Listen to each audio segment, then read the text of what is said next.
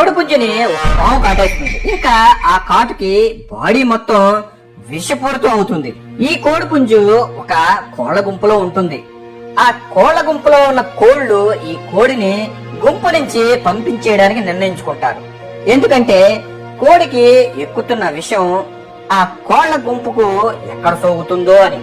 నువ్వు ఎలాగైనా చనిపోతావు కాబట్టి ఇక్కడి నుంచి వెళ్ళిపో అంటారు. ఇంకా ఆ కోడి కుంటుకుంటూ వెళుతూ నొప్పితో ఏడ్చుకుంటూ బాధపడుతుంది. ఆ బాధ పాము కాటేసినందుకు కాదు, ఈ పరిస్థితుల్లో తనకి తోడుగా ఉండాల్సిన తన కుటుంబ సభ్యులే తనని వెలివేస్తున్నందుకు బాధపడి అక్కడి నుంచి వెళ్ళిపోతుంది. ఇంకా ఆ కోడికి మెల్లమెల్లగా ఆరోగ్యం క్షీణిస్తుంది. అలా కొన్ని రోజులు గడిచాయి. ఒకరోజు హమ్మింగ్ బర్డ్ కోళ్లన్న గుంపు దగ్గరికి వచ్చి, మీ జాతి కోడి అక్కడ ఒకటి బతికే ఉంది, ఆ కొండ గృహలో కోలుకుంది, కానీ పాము కాటేసిన ఆ కాలు పనిచేయట్లేదు, పాపం తనకి మీ సహాయం కావాలి అని ఆ కోళ్ల గుంపుకి చెబుతుంది. ఆ మాటకి అందరూ నిశ్శబ్దంగా ఉండిపోతారు. ఒక కోడి నాకు గుడ్డు పెట్టే టైం అయింది అని వెళ్ళిపోతుంది. నాకు ఆకలి వేస్తుంది అని ఒకటి, మా పిల్లలను చూసుకోవాలి అని ఇంకొకటి, అలా ఒకరి తర్వాత ఒకరు వెళ్ళిపోతారు. ఇంకా ఆ పక్షికి ఎవరూ రారు అని అర్థమయ్యి అక్కడి నుంచి వెళ్ళిపోతుంది. ఇంకొన్ని రోజులు గడుస్తాయి.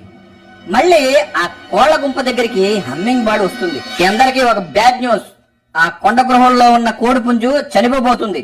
అందరూ ఉన్నా ఎవరు లేని అనాథగా ఒంటరిగా, ఎవరు పూడ్చేవాళ్లు కూడా లేరు. అది విని గుడ్డు పెట్టే కోడి గుడ్డు పెట్టడం ఆపేసి, ఆకులు తింటున్న కోడి తినడం ఆపేసి, పిల్లలు చూసుకోవాల్సిన కోడి ఆ మాట వినంగానే అలా ఉండిపోయింది. ఇంకా అందరూ ఆ కొండ గృహలోకి వెళ్తారు.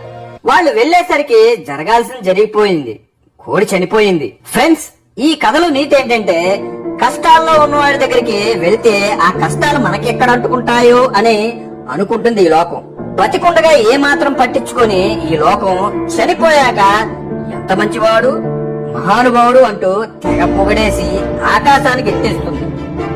కష్టాల్లో ఉన్నప్పుడు ఆదుకునేవారే మనవాళ్ళు.